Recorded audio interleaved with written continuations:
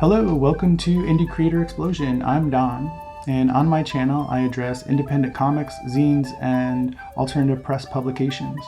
I'll talk about the creators behind the work, dig into their creative processes, talk about how critics and fans received their work when it was published, and I address their lasting influence. Just to give you a sense of why I focus on indie creators, I'll refer you to a book that I recently picked up called Death Threats: The Life and Times of a Comic Book Rock Star. The book collects all the editorials and letter columns from Drew Hayes' comic book Poison Elves.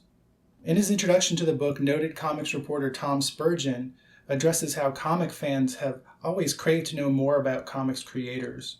Spurgeon argues that this desire led readers to break down the fourth wall during the 1950s and the early 1960s and to become creators themselves by publishing fanzines like Zero, Comic Art, Alter Ego, Sense of Wonder, among many others.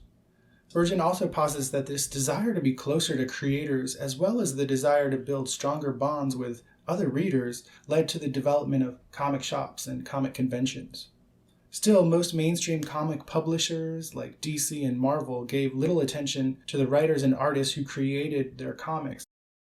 In the 1960s, underground comics, which were published independently or by small presses, freed up creators to pursue stories that they found compelling.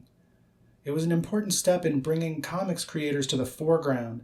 However, it wasn't until the 1970s that the relationship between the creator and the comic became inseparable. And it was self-published comics like Wendy and Richard Pini's ElfQuest and Dave Sims' Cerebus that proved that this approach could be wildly successful. And their success had a ripple effect that changed comic book publishing and fandom forever. Today we often ignore this history when we attribute a creator's success to the advancements in technology. We see arguments all the time about how digital technology has made it easier than ever before to create work and release it into the world. And while I don't disagree, changes in technology are certainly important, these arguments put the cart before the horse. And through my channel, I hope to recenter people in conversations about artistic creation and conversations about changes in independent publishing and in fan participation. Independent writers and artists have always created work by hook or by crook because they had something important to say about their experiences, the things they were passionate about, and their beliefs. And these creators knew that corporate comics, newspapers, and magazines would never say these things and never let them tell these sorts of stories. And looking at creators from the 1950s through the 1990s, I think that we see that it wasn't only cheaper and more efficient publishing technologies or distribution methods that led us to where we are today. It was a desire for different sorts of relationships with one another. A lot of people deserve credit for these changes, and I want to focus on some of these folks.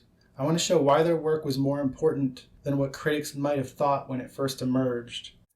If you're interested in learning more about indie creators and their work, I encourage you to subscribe. I'll be releasing videos about once a month.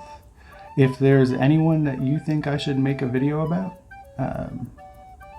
please give their name in the comments. Thanks.